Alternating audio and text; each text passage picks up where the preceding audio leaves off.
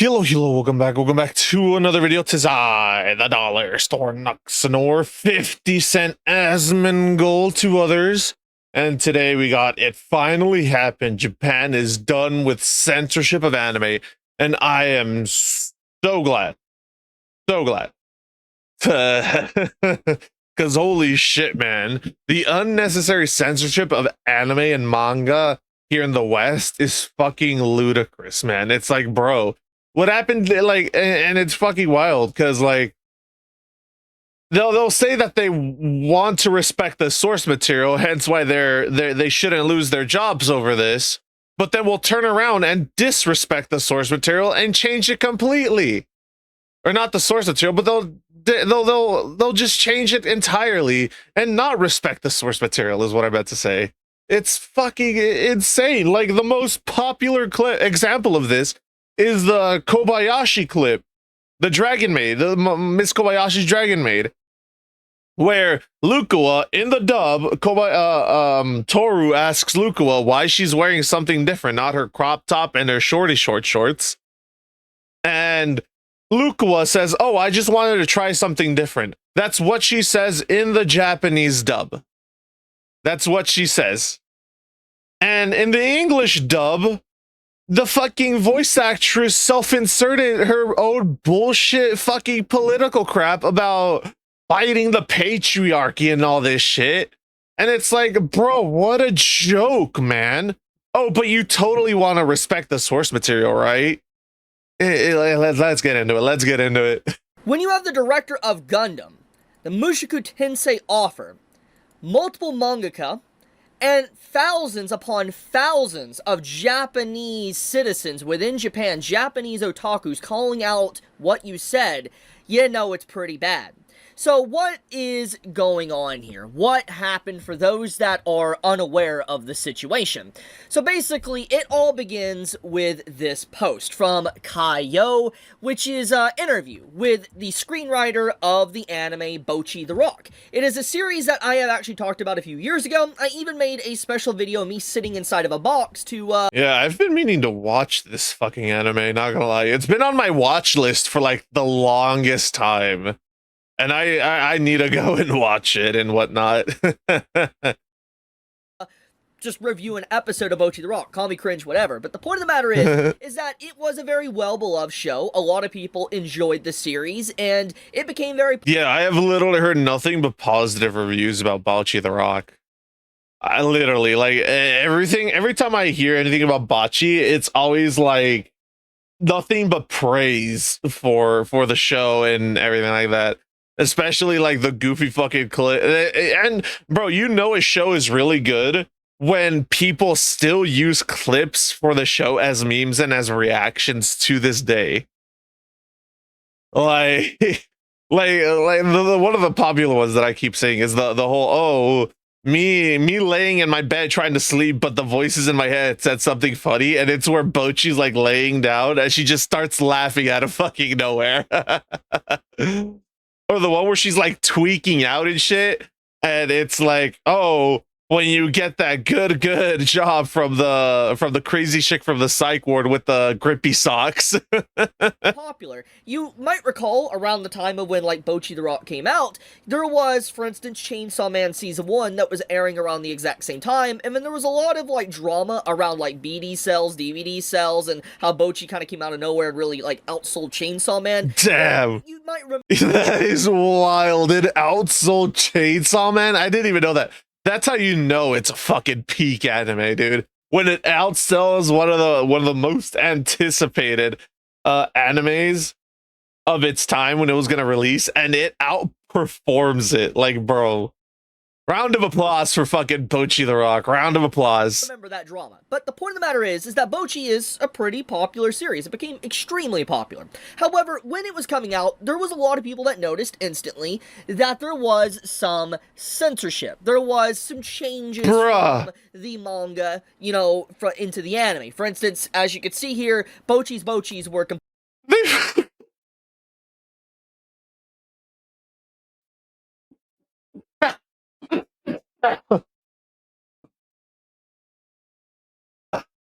Okay. I was about to say they got rid of her titties. I wasn't expecting Chibi to hit me with the bochies are gone.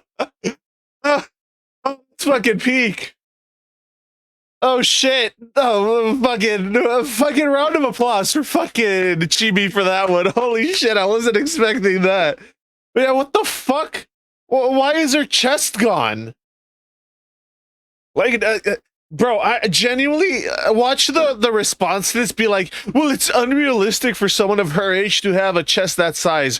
Really? Where do you think they're getting this shit from? Actual women or girls that are built like this?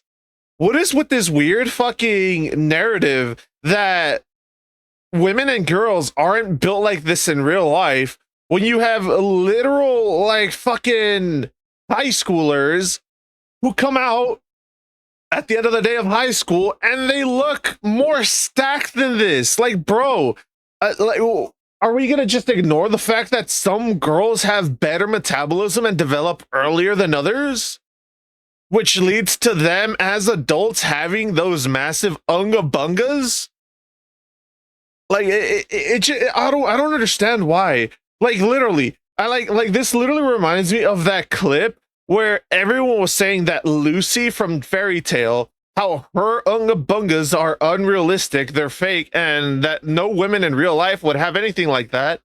Then you literally had a woman have a side-by-side comparison saying that she has that titty size. She has the same cups as Lucy. Yes, they're more, you know, outward in anime and whatnot. And she said that herself. She's like, maybe they're more you know, they're more fuck, what's the word I'm looking for? Shit, not extravagant. They're more, fuck, I forgot. Predominant? Is that the word I'm looking for? No. She says they're more out there in anime than they are in real life because she put herself as a side-by-side comparison with the compression bra that pushes it up, that pushes them up, and she quite literally said, yes, they're slightly more prolific. No. They're slightly more profound in anime. They're slightly more exposed in anime, not in that way, than they are in real life, because, you know, bras do different things. But she herself says that it's not unrealistic because she is built like that. You have that one chick who said the exact same thing about Iruru in fucking Dragon Maid. People were like, oh, Iruru, her body is unrealistic. It's just there to appeal to gooners. And you had that one cosplayer, she literally came out and she was like, I'm Iruru size and I have her cup size as well. How? And they're naturals. It's like, why do we pretend like women don't have this figure when they quite literally do? Like, it's stupid to censor this and then claim that you're censoring it because it's an unrealistic body standard when it is totally realistic. There are women built like this. There are girls who are developing, who develop faster than others and develop these quicker. Like, bro, it's just stupid as shit to sit here and claim otherwise. Like, it's the same thing with, like, JoJo. No, but yet no one bitches about JoJo. It's what's mind-boggling.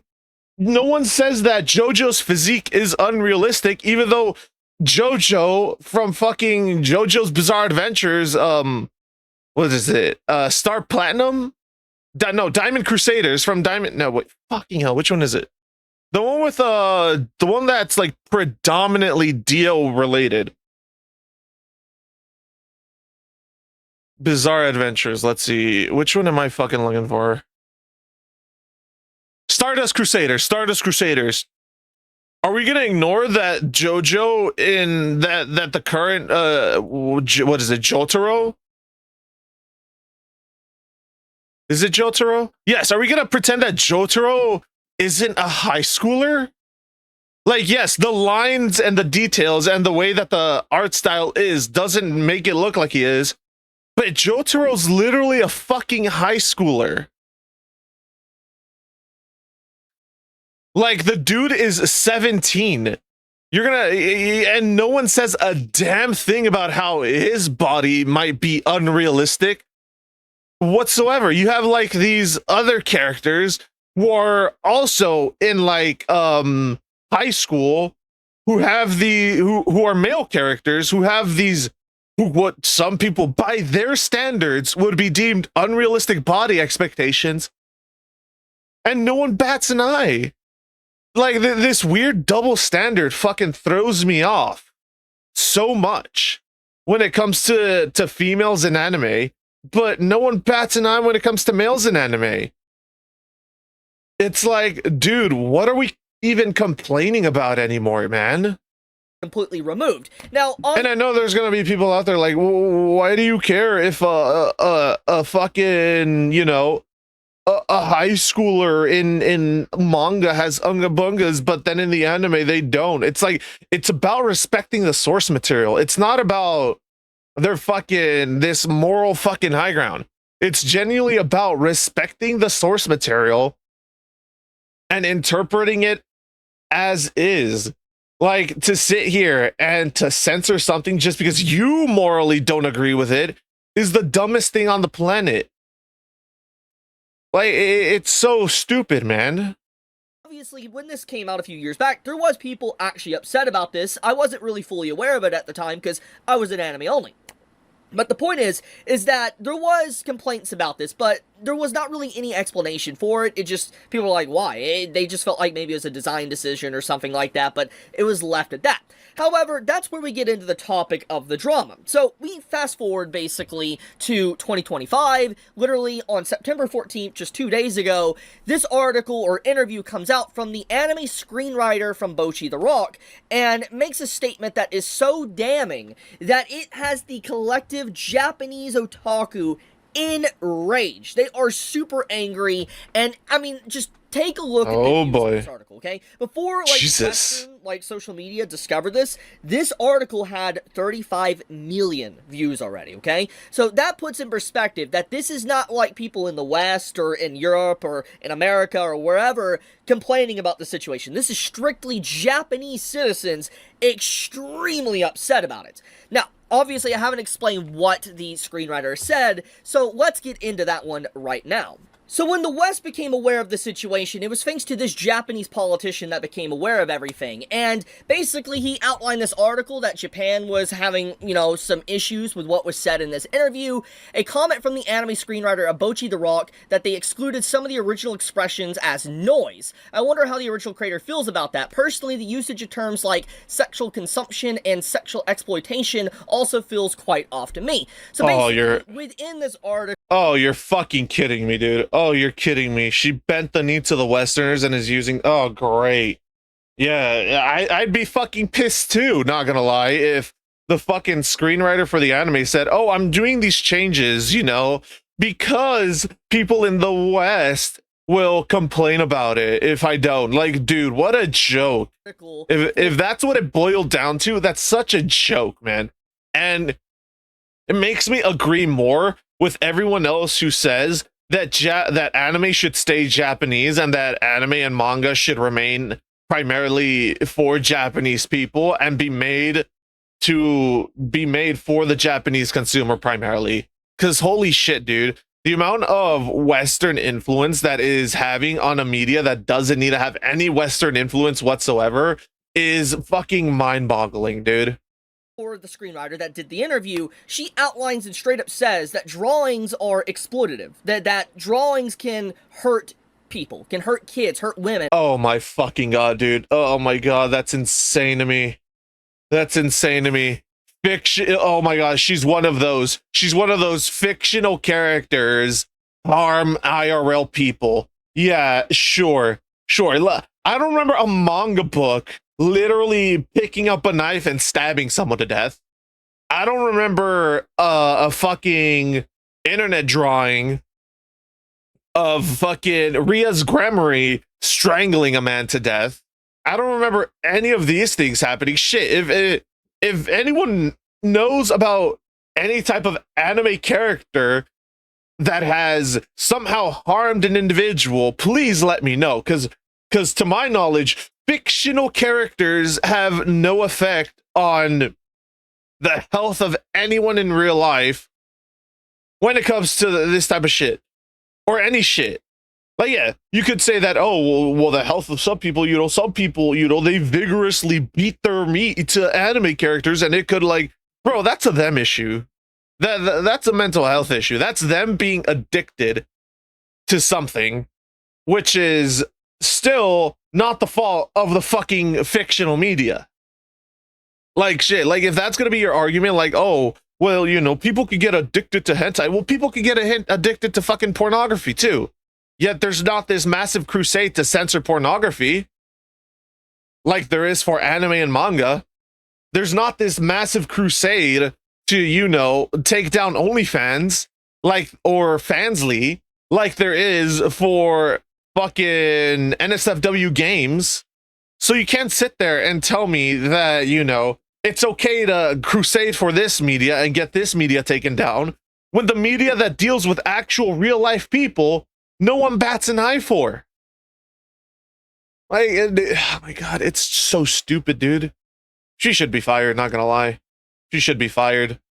And etc. And soon as I heard these lines just alone, instantly, I thought about what, is going on in the West. There is an active amount of people that assume fiction affects reality and can't separate fiction from reality, and there's a lot of people that think, fictional characters are real or something. Like, people think that, you're a PDF if you like Marin or talk about Marin from My Dress Up Darling. Yeah, dude. Like, bro, it's so fucking weird, man. It's genuinely weird, dude. It's like, oh, you like a lolly art style? You're a fucking pedo. Like, what? It's like, bro, I'm literally talking about Rebecca from fucking Cyberpunk. She's a lolly. And it's like, it's fucking insane, man. It's genuinely insane how these people... But then the actual IRL kids will be, sexually assaulted, sexually abused, and all this other stuff, and no one will bat an eye for them. Not a single individual, maybe a few will be like, oh shit, that's bad, we should call the police. But a majority of people won't even bat an eye for those people. They'll laugh at them and ridicule them when they become adults and they talk about it. But they'll lose their shit over, fucking anime characters, man. It's fucking insane to me, dude. Like, holy shit. Oh, you like fucking, Komiko from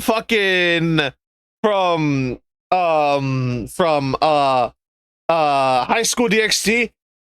You're a pedophile, because there's no way a woman like that could exist. Meanwhile, there are literally women like that are 5 foot tall and petite as fuck that could quite literally fall under the term lolly. IRL. But yeah, it's just fucking ridiculous, man. It's just ridiculous how people care more about fictional characters than they do about the well-being of actual kids. There's a lot of people like this within the West, and I think we have all seen it. It's an anime tourist problem. But the point is, it seems like Japan has the exact same issue. There is activists in the actual industry that is trying to get things changing, to change things permanently, and has relatively gone unnoticed for a very long time until now, which is why there's such a massive backlash from the Japanese otaku and Japanese citizens. For instance, like the director of Gundam Seed and Cross Angie, to Mushoku Tensei Offer, and a bunch of other offers. I'm actually... Huh. It looks like a character out of, Welcome to Demon School Iruma. I actually want to see what that said. Okay, let's see here. Let's see. I might not really like the term noise. For example, when I'm putting together a compilation or something, cutting parts out is done reluctantly because every part is originally necessary and I want people to see it. That's a good mindset to have. Let's see here. Words like noise and exploitation are also conveniently used in SNS to bash things people don't like. So even in the context, even if the context doesn't carry that much of a negative connotation, when someone officially involved uses them, it tends to stir up unnecessary controversy, right? With three dots.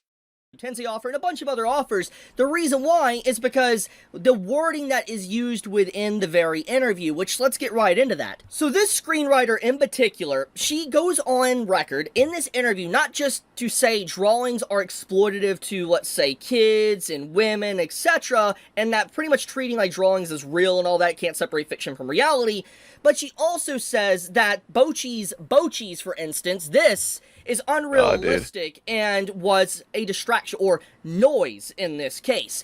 It's not unrealistic, dude. I hate that argument. Hold up. Let's see here. Bocce the Rock. I want to go to the actual wiki. Let's see here. Okay. Hitori. She is 17. As of chapter 73, Bocce is now 17 years old. So you're telling me that there aren't 15 to 17-year-olds who have this cup size? Like, what? You're literally telling me that during literal puberty, which is when people's fucking bodies change the most and they start to mature and develop, that there aren't gonna be girls with, that develop these types of titties due to hormones? These types of, to quote Chibi, Bochis? You mean to tell me that when hormones are running rampant and doing the thing that they're supposed to do, which is develop the body from a preteen into a teen into adult, that during that teen stage, girls aren't gonna develop Bochis like this or bigger Bochis, which and then gives them bigger Bochis as an adult? Like, dude, it's fucking wild. Like, hold up. Like, I genuinely want to see this. Let's see. Let's see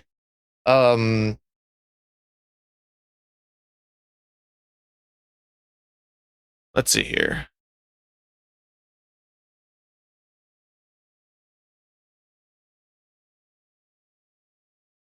You're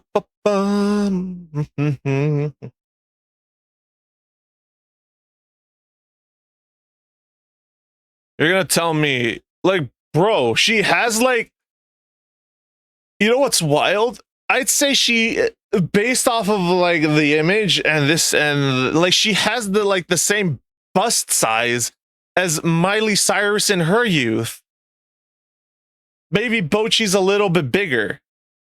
But bro, I don't even have to like look at celebrities for this shit. I can literally remember in high school that there were girls in high school when I went to high school that had Bochis the size, if not bigger than Bocchi. Like, dude, it's fucking weird. Like, bro, do these people not live in reality? Do they not remember what it was like when they were in high school and they were, developing? Bro, it's just mind-boggling to me, man. Which is why you can see a lot of Japanese otaku extremely upset. You can see them constantly mentioning noise and all that because of the wording. And this comes straight from the screenwriter's own mouth. That basically, she looked at the original content of the offer from, Bocchi the Rock and was like, this is noise, this shouldn't exist. Let's remove it. It's exploitative.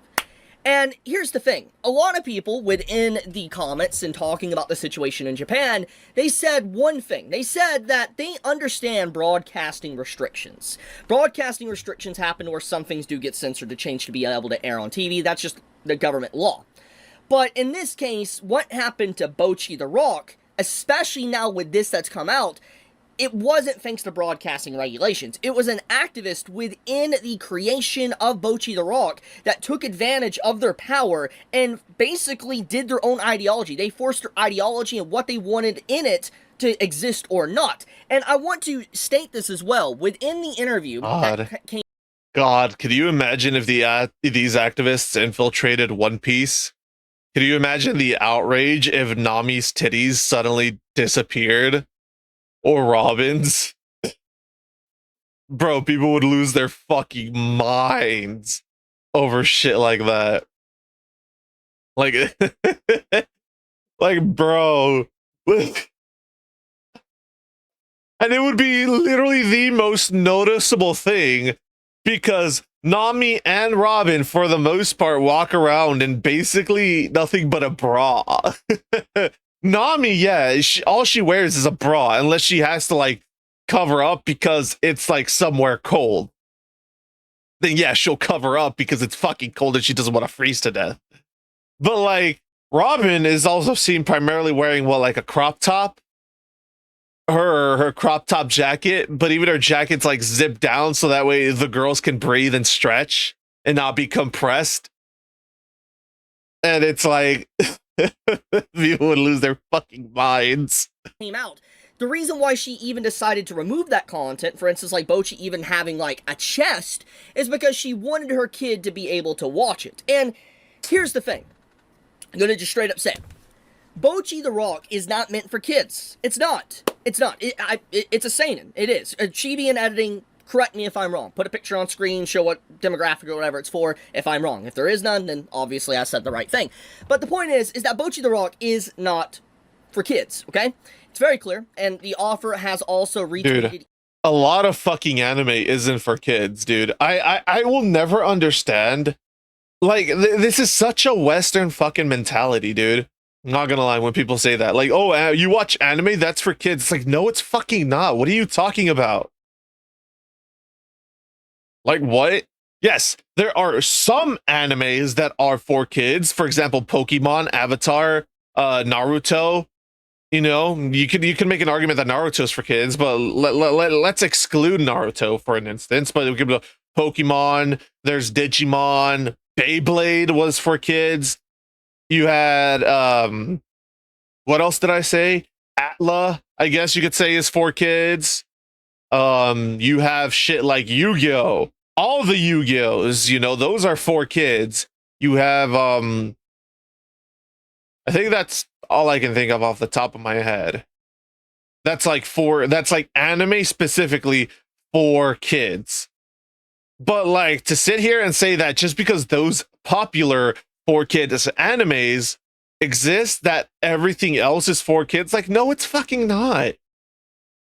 You're gonna sit there and say anime's for kids and then turn around and see something like Berserk or Goblin Slayer and say that's for kids as well because it's an anime? No, you wouldn't show your fucking kid Berserk. You wouldn't show your kid fucking the first episode of Goblin Slayer. Let's be real. Anime isn't for kids. Not all anime is for kids. Yes, there are some animes that are designed to be for kids, like the examples I gave earlier. But just because those exist doesn't mean everything else is like that. And it's pretty stupid to say that, you know, just because a few are for kids, that all of them are for kids. It's quite literally a all thumbs are fingers, but not all fingers are thumbs kind of situation. Where kids' animes are animes, but not all animes are for kids. Even like lolly art, for instance, for those that are completely unaware. And so it's very fascinating just seeing someone come in and like, oh, your content shouldn't exist because it's exploitative. And that is why everybody is super, super upset. This is also what the screenwriter for Bocchi the Rock had to say about romance. She legitimately thinks that romance is violence. This is the original Japanese in the interview, and then this is the actual translation, as you can see here. And literally, in conclusion, she actually thinks romance is violent. So I think this says a lot about... Let's see, I want to actually read it. When dramas deal with romance, they tend to depict ideas like you can't grow unless you fall in love, love changes everything in life. I've long been bothered by that kind of violence. What? In the way that this thinking is imposed, as if romance were the single most important thing in life. If you're not trying to pursue romance and find someone who loves you the same way you love them, then what's the fucking point of living life? Genuinely. Oh my god, oh god, I feel so sorry for her kid if it's a girl. Genuinely. I feel sorry for her kids in general because this is just such feminist thinking. Like this is like straight up toxic femininity type thinking. Not gonna lie. Like holy shit, dude. You can't grow unless you fall in love. Yeah, sure. You can grow as an individual if you don't fall in love, whatever. But falling in love does help you grow. You can't deny it. Love changes everything in life. Love does change everything in life. Because the moment you find someone that you love wholeheartedly with all your being, you quite literally change as an individual to a fucking chemical level, to a molecular, like literally your brain literally starts releasing chemicals in your head to change the way you are because of this emotion. Love literally does change how you are, who you are, and how you behave. Like it's stupid to think otherwise. Like, man, this is one of those types of individuals that you can just tell is never happy in life. Shit. Fuck. Oh, man. Like I was saying, yeah, this is literally one of those types of individuals that you can literally tell is never gonna ever truly be happy with their lives. And when they're on their deathbed, they're literally gonna look back at their life and wonder why life was so miserable for them when they themselves are the ones who essentially chose to live life very miserably. Like, bro, just straight up modern feminist girl boss people, man. About her and her perspective on things, and kind of it really starts to add up why like Bochi was censored and why she labeled things noise. It's just a lot of things start to add up when you see stuff like this. It's just yeah. So first off, I want to mention this because there is a psyop right now, especially on social media, and I've seen it on Reddit as well, where people are blaming me for the Bochi the Rock drama. Like, what's going on with Bochi the Rock and stuff, and why things are happening, why people are complaining about the screenwriter. There is people actively saying I started it, when even the Japanese politician that mentioned this first and broke it to the West and all that, and we all discovered it, literally says this is a complete lie. The issues have been a huge controversy in the Japanese anime and manga community as of yesterday. It's a stretch to blame it on Chibi. So, oh shit! Oh wow! I zoned out. Like the fact that like, bro, this is a response to Chibi himself. He's responding to Chibi's own tweet where he's saying that people are blaming him. That's insane. The man himself is literally stating that no. But Chibi didn't start this. From the words from the Japanese politician himself, I am not involved for this. I am just covering what happened. So, with that being said, we can actually get into what was said by the CEO of the actual interview. The company that did the interview. This post right here, as you can see, Kaiyo, you can see this is the CEO of that same exact corporation.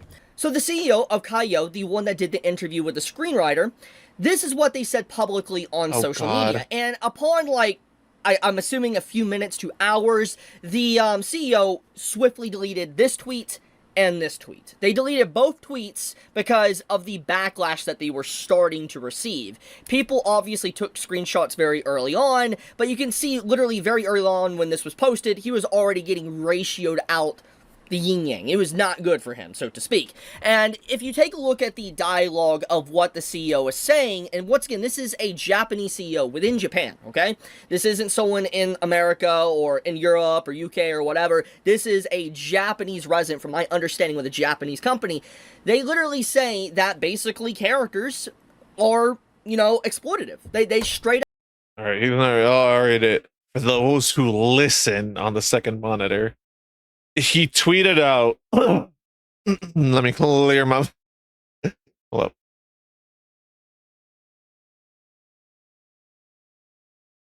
All right.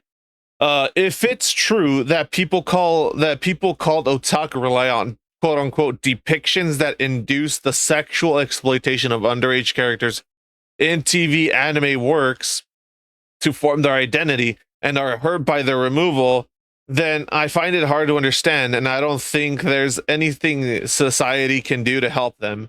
But can we really see it that way?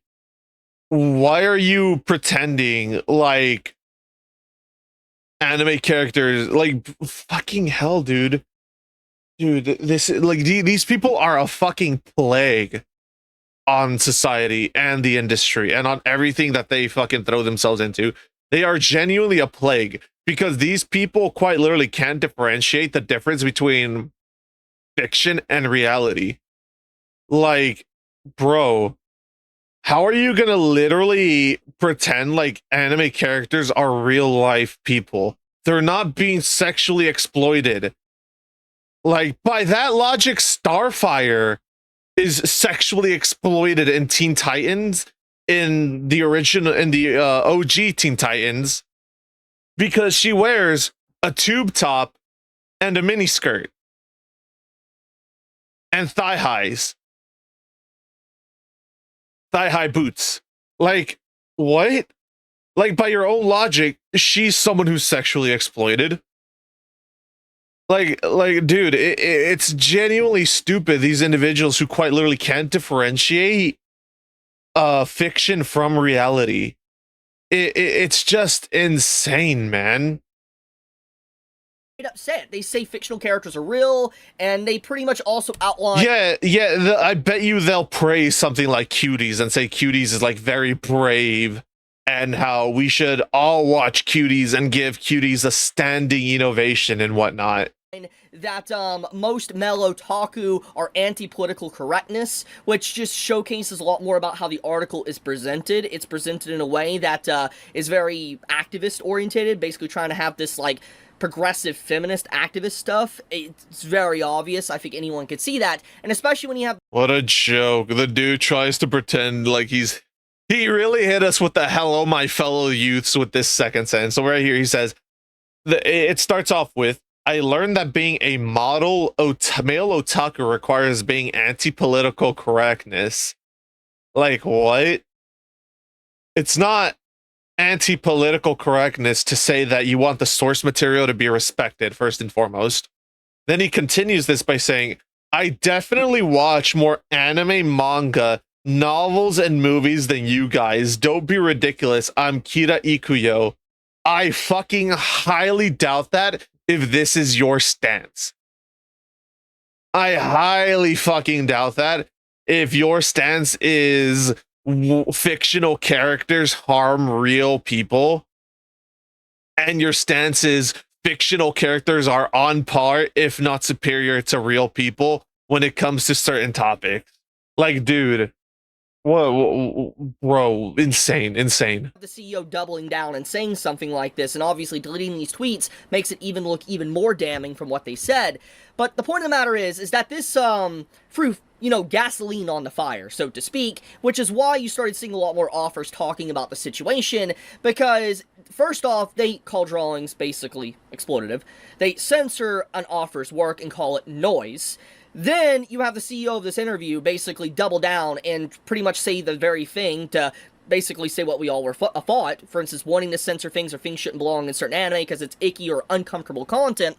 But the one thing to really add on to this is that then they try to add in political stuff to this situation. They try to make it political to where, like, all male otaku within Japan are anti-political correctness, basically straight up saying in speak, Republicans or conservatives, right-leaning, whatever type of, way you want to say it, and pretty much saying that everybody that's against this article right now is from this certain political group. It's clear as day what's going on here, and it's actually shocking to see some of the things we've seen in the West taking place in Japan. But I'm very happy that a lot of Japanese residents and citizens and fans and directors, animators and stuff are— This man, he quite literally, like I said, he quite literally tries to pretend like he's hip and cool with the youths by saying, I definitely watch more anime, manga, novels, and movies than you guys. Don't be ridiculous. I'm Kira Ikuyo.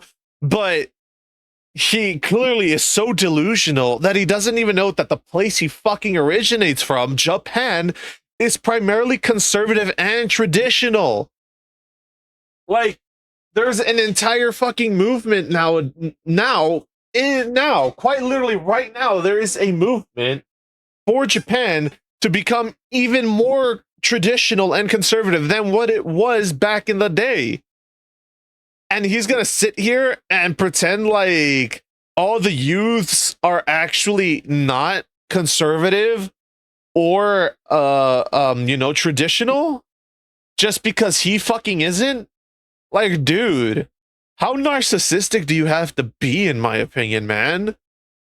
Genuinely, to sit here and think that your view, just because you think you relate to the youth of your country, that your views are predominantly shared by everyone, when in reality, if you like, I literally have seen like the interviews where they go and ask like literal high schoolers and whatnot. They're like, oh, what are your views on this? What are your views on this? And they literally ask them, like, oh, if you could change certain things, what would they be? And a majority of the answers are quite literally stuff you'd hear from traditionalist conservatives. And it's genuinely like mind-boggling that he probably literally sits there and pretends like he's not some type of activist, like when he's clearly trying to be one. Are not happy with this at all. I do think that in general, what is probably going to happen here is that this guy, 100% not a good look, might even get replaced as CEO, I don't know. But if there is one thing I am definitely 100% certain on, is that the screenwriter that censored Bocchi because they didn't want Bocchi to have Bocchis, for instance, and she wanted to make it for her kid to watch it, but it was her own ideology being forced into the actual series, kind of disregarding the original wish of the author, which I'll get into that in a second. I'll talk about the author because that's actually very important. But I don't think the screenwriter's ever going to get another job again, or not going to get many good ones, because it's too public. It's become way too public. Too many people, big names, have already commented on this, and when you have big names like that doing that, it's career suicide. It's over. Like I said, I hope she never fucking gets a job in this field ever again. Genuinely. Because not only are you disrespecting the fans by inserting your own ideology into this, you're disrespecting the author who made this and who allowed you to animate it, be the screenwriter, because he thought that you would respect his works. Like, it's such a disrespect to everyone involved in anime, both the author, the viewer, and everyone in between. It's GG. It's over. It's done. So I think that in general, this was the biggest damage that this individual could do. They went mask off and they thought that they could get away with it, and clearly that is not the case. Now, we need to talk about the author for a second, because I think this is very important to actually discuss, because there is post from the Bocchi the Rock author commenting years ago that she was happy with the anime. Now, I want to make sure this is fundamentally clear. Up to this point, from my knowledge, to what has happened these last few days, the author of Bocchi the Rock has not made an official statement about what's going on. However, I do want to point out that there is a thing, especially I believe with anime creation and, manga getting turned into anime or light novels getting turned into anime, a lot of these authors and creators, they typically are very polite. They're not rude, they will accept what's coming to them, like for instance if something changed, because they're just happy to see it animated. But deep down there might be some things they're upset with because maybe their original work isn't entirely what they wanted to be animated. In this case, all the statements that the Bocchi the Rock author said was that she was happy about the anime production. I don't want to disregard what the author said years ago. However, that could just be the publicity. It could be the public statement. Because obviously being outright against something could be, as I already said a few moments ago, career suicide. It could cause the author never to be able to work in the industry again, could shun the author from being able to ever make more manga or something. She could be blacklisted, so to speak. Which, that's another thing. The author as well is female. I don't know how many people actually are aware of that, but Bocchi the Rock's author is a... I didn't even know. I didn't know that. I wasn't aware of that. And so the thing that I said earlier about this being really disrespectful, this is even more disrespectful now to the female author. Now, because I don't know if she said this, but you don't know if Bocchi's this character's design You know, if you don't know if Hitori's design here was based off of herself in her own youth. You don't know that whatsoever. You don't know, like, if she has stated it or if she hasn't stated it, but like if she has, okay, cool, then I'm wrong and it's not. But if she hasn't like stated where she got the ideas from this, and it turns out that, you know, Bochi's design, this character's, god damn it, I keep calling her Bochi. If Hitori's design is based off of her actual appearance in high school, then this is even incredibly more disrespectful, because you're essentially saying that the author's um figure that she had is unrealistic, even though it's based off of her. Now, like I said, that's speculation on my end. You never know. Like I said, if it is, it's just incredibly disrespectful, and I can't imagine how hurt I would be, or how disrespected I would feel if I heard someone who's quite literally in charge of turning my work into an anime, stating that a character whose design was based off of myself at that age is unrealistic. Like, it's just insane, man. A female offer, and the fact that her content got censored because it's exploitative women is pretty freaking rude. I'm just gonna say it. So this right here, as you can see on screen, this is also a part of an interview. I guess by their own logic, it's women exploiting women, huh? With the screenwriter for Bocchi the Rock, the anime screenwriter. And this is some content that's probably going to get me a little bit in trouble, because people are not going to like what I have to say, but it's my personal opinion. Feel free to disagree with me. But basically, as I've already outlined, the screenwriter of Bocchi the Rock went out of their way to censor the content, call everything noise, exploited, and all that, just for her son could be able to watch the show. She censored all this, taking advantage and putting her ideology. Remember when I said she was a modern feminist? Literally a girl boss type? And I said that if she had a daughter, I feel so sorry for her, and even if she had a son, I feel even more sorry for him earlier on. Yep. If Chibi, I'm gonna let it play and see if Chibi reads it. Work. And this is an interview with that same screenwriter and talking about their son. My son is 4 years old, and although I have raised him in a rather genderless way from the age of 2, he began to be interested in Ultraman and the monsters. He even says things like, men must keep their promises. I answer him, that has nothing to do with being a man, but I feel that there are many things that I must teach him. Now, a lot of people are trying to downplay this, act like what it isn't, but, Bro, this is just... God, these people should not reproduce, in my opinion. These people should not be allowed to reproduce, because holy shit, dude. You are fucking up that kid in so many ways. And that kid is gonna grow up with these weird mentalities, which will probably lead him down a very hateful path. Like, it's just so stupid, bro. Like, quite literally. And the reason I say this is because the kid's gonna grow up with these ideas being implemented into his head. But what's gonna happen when he starts school? And he starts making friends, and all of his friends then outcast him because he says things that only people like this fucking lady would say.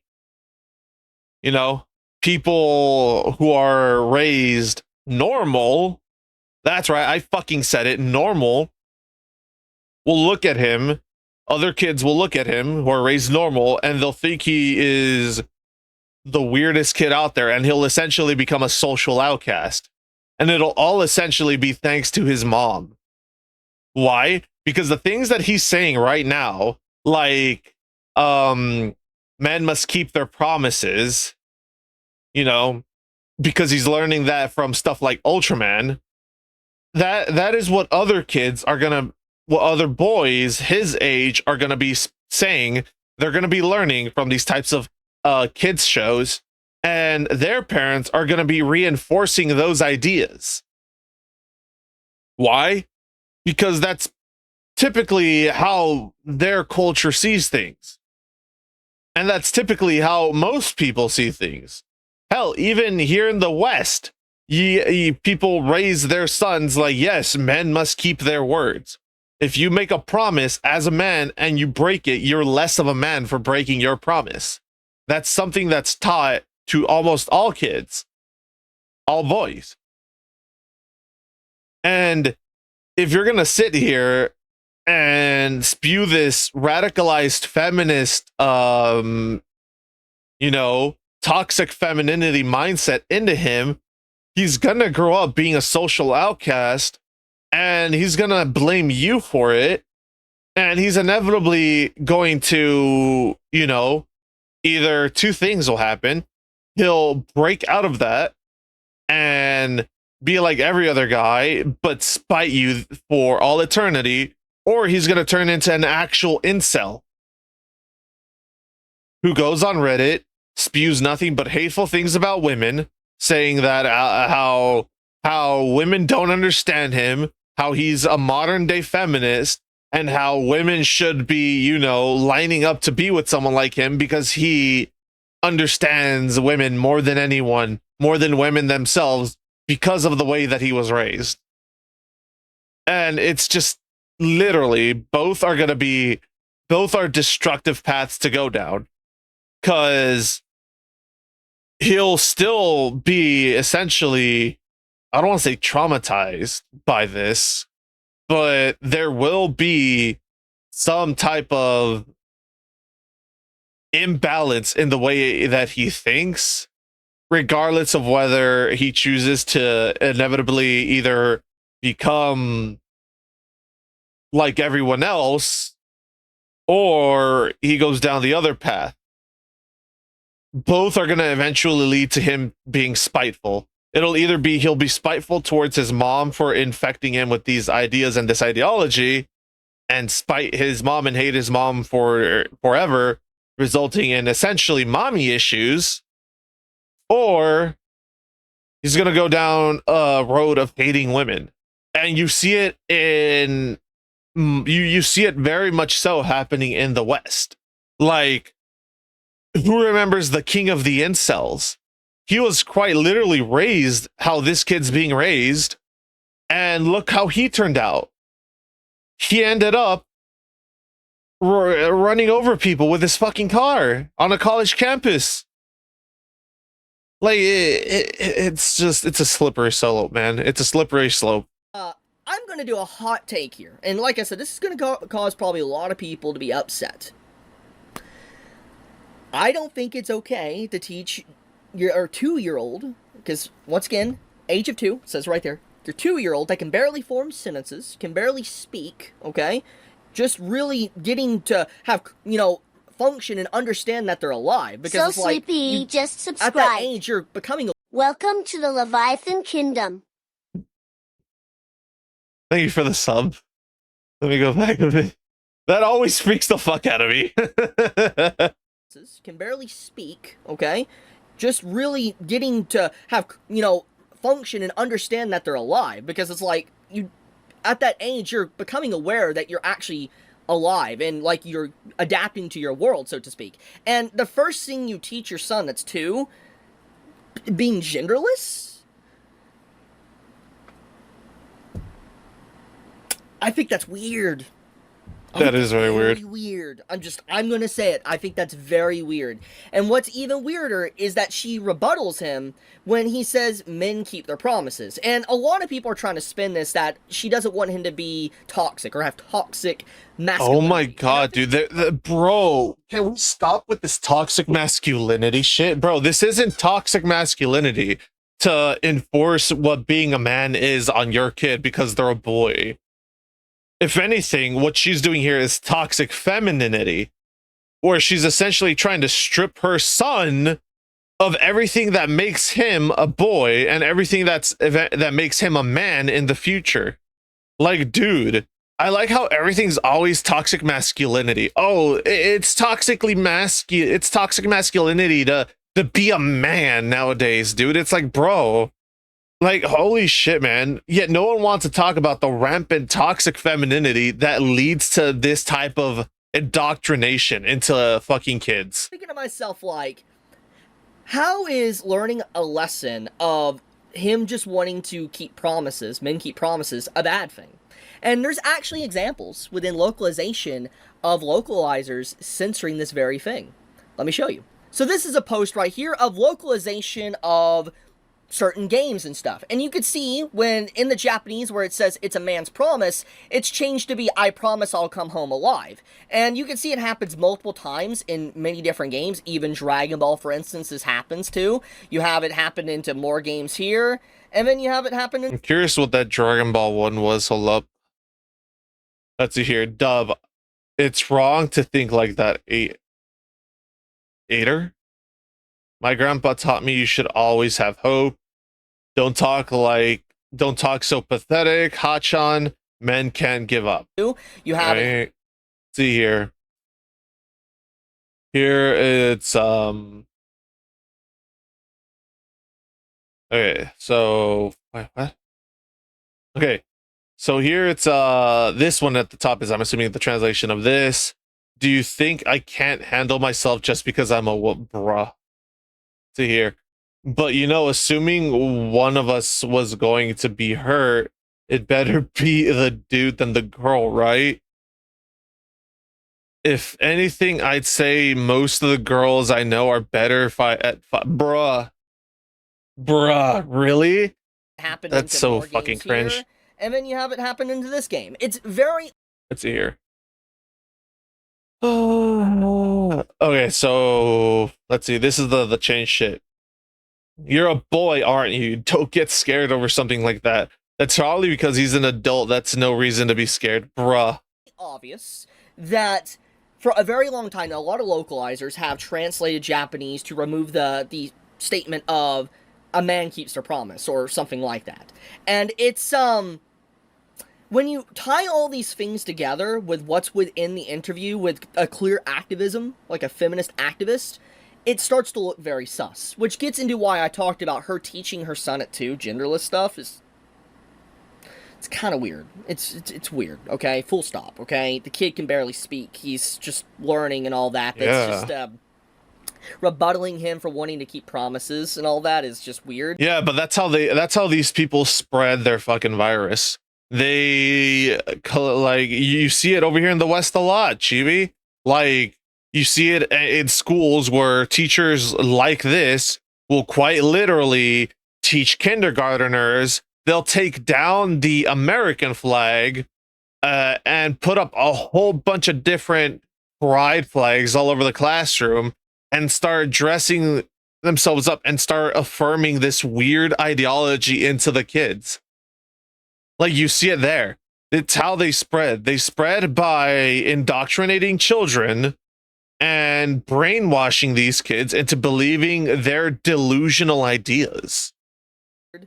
Because the kid doesn't, like, fully even understand, like, life or death or anything like that, or anything at all, really. So it's weird.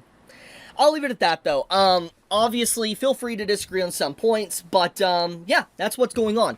Japan is not happy. I think that the screenwriter is probably not going to get a job. There's too many Japanese directors and stuff upset. Yeah, it's over. Which, honestly, if you want to hear my opinion, my personal opinion, good. Like, good. Yeah. I'm glad to see Japan calling this out. Like, I don't want to see Japan becoming like the next Disney, for instance, or the next gaming community. Yeah. We don't need that. Anyways, be safe, stay healthy, I love you guys. Leave a comment to help with the algorithm. Chibi out. Yeah, it's just so fucking wild to me, dude. It genuinely, I hate it. I hate it with a goddamn passion, man. Like, this should not be a thing. Like the fact that the fucking woke Western hive mind virus is now infecting Japan is insane, and it's sad and disheartening to see. But hope is still out there because you see them calling it out. You see them wanting these people to not continue to work in the industry because of how disrespectful it is to the original creator, especially when the original creator themselves is a woman.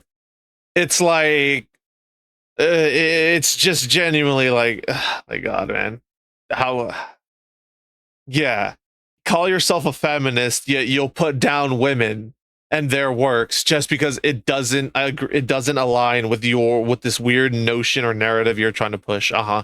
But anyways, if you enjoyed the video, like, comment, subscribe, and all that YouTube jazz, and I will catch y'all in the next one later.